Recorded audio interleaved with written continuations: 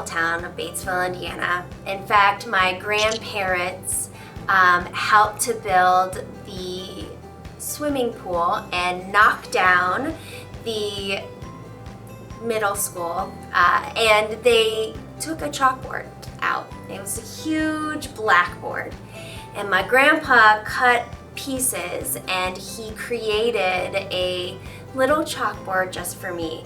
And from an early age, I had my stuffed animals all on the floor, and I would teach them, and as the years progressed, I added to it, and it then turned into the love of being with children and going in and cadet teaching, and it just grew. And when I saw the connections that I made with students and the differences that I made, it filled my heart, and I knew that that was my purpose. And so that's why I went into teaching.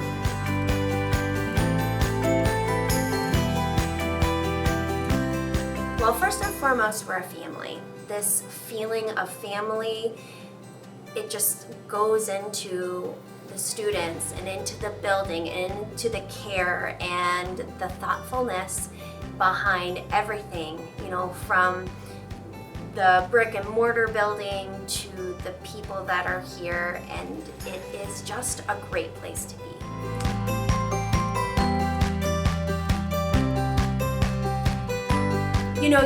When you're in it, and you don't realize how much you love these, individuals, these little people.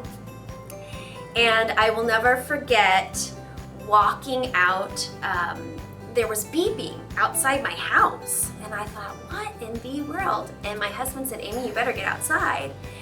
And I walk outside, and I'm gonna try not to cry, but it was and I have goosebumps, it was a caravan of all of my students. And they had signs that they loved me and that they missed school, and that's why we do what we do.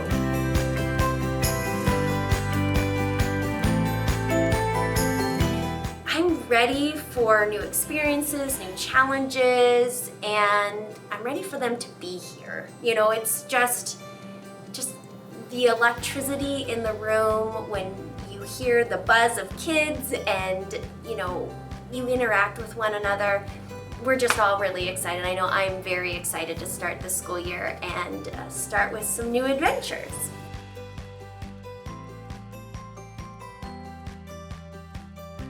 I think it's all the small things. It's the small things that are unnoticed, that maybe, a little note here. Up behind me, I have paintings. I'm a big affirmation person. And so, kids will write me affirmations, they'll paint.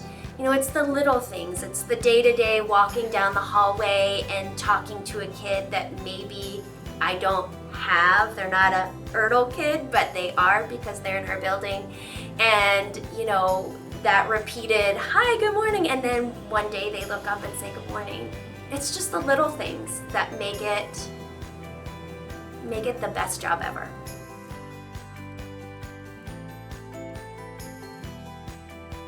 I can't do my job well without the support and partnering of parents and families.